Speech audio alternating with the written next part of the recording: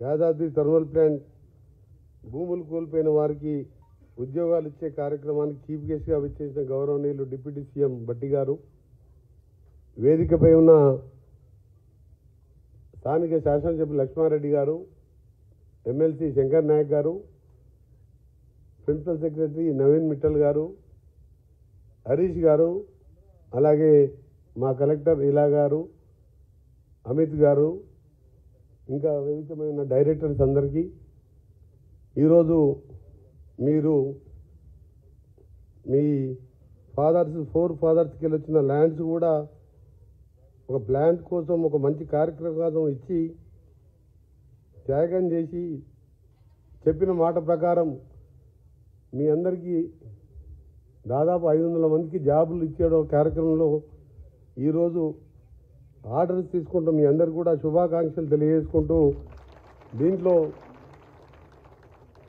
Job రావడం ఒక ఎత్తు అయితే జాబ్ వచ్చిన తర్వాత ఆ జాబ్లో మీకున్న ఇంకా దాన్ని ఎంత కష్టపడి మీరు పేరు తెచ్చుకొని మీ సంస్థకు పేరు తీసుకురావాలి, వైటీపీఎస్ పేరు తీసుకురావాలి.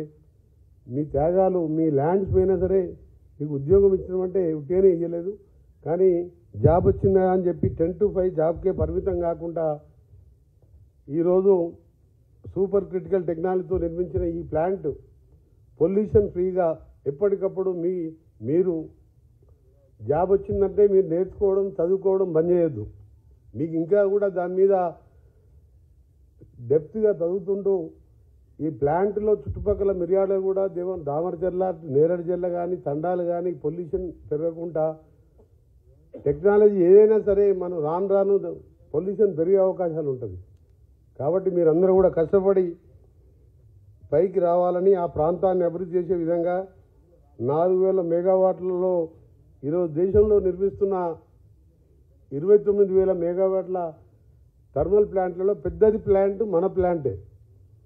దీంతో అప్పుడు మనం చెప్పిన మాట ప్రకారం ఈ 20 monthsలోనే మా డిప్యూటీ సీఎం గారు దాదాపు 7-8 times మేము, ఉత్తమ్ కుమార్ రెడ్డి గారు, మా ఎమ్మెల్యే గారు, ఎమ్మెల్సీ గారు, మా కలెక్టర్ గారు, మేమందరం ఎప్పటికప్పుడు పర్సూ చేస్తూ చాలా వరకు క్లియరెన్స్ లేకుండే, వర్క్ స్లోగా ఉండే, కానీ ఇప్పటికే 2 యూనిట్లు ప్రారంభించి జనవరిలోపు మొత్తం యూనిట్లు కూడా కంప్లీట్ చేసి ప్రొడక్షన్ తీసుకొచ్చే విధంగా 20 నెలల్లోనే మా ప్రభుత్వం, కాంగ్రెస్ ప్రభుత్వం కష్టపడ్డదంటే మీరు అర్థం చేసుకోవాలి ఎంత ఫాలోఅప్ చేస్తుంది. ఇంకా లేకపోతే ఇంకా 3 సంవత్సరాలు పడుతుండే. చెప్పిన టైం లేట్ అవుతూ ఉంటే కాస్ట్ పెరుగుతుండే. ఒరిజినల్ కాస్ట్ 29,000 రూపాయలు, 29,000 కోట్లు అయితే ఇలా దాదాపు 40,000 crores దాటే అవకాశాలు ఉన్నాయి. అందుకనే మా డిప్యూటీ సీఎం గారు మేము క్యాబినెట్లో మాట్లాడినప్పుడు ఎంత త్వరగా అయితే అంత త్వరగా ఇది పూర్తి చేయాలి, డిలే అవుతూ ఉంటే కాస్ట్ పెరుగుతుంటుంది. కాబట్టి మా డిప్యూటీ సీఎం గారు పవర్ మినిస్టర్గా, ఫైనాన్స్ రాకముందు పవర్ పోకుండా ఇబ్బంది లేకుండా, ఆర్థికంగా ఇబ్బంది ఉన్నా సరే పవర్ని మెయింటైన్ చేసుకుంటూ ముందుకు పోతున్నాం.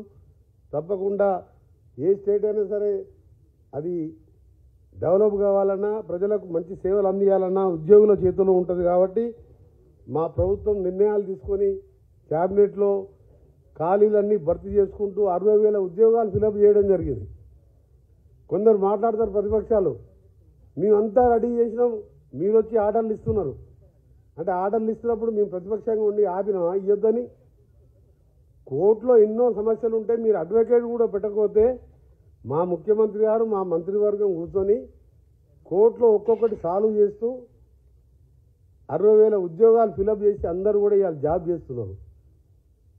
అందుకనే మీ అందరూ కూడా మరొకసారి బెస్ట్ విషెస్ తెలియజేసుకుంటూ, మా డిప్యూటీ సీఎం గారు, మేము, మా మంత్రులం, ఎమ్మెల్యేలం, మా కలెక్టర్ గారు, సబ్ కలెక్టర్ గారు అందరికీ కూడా దీనికి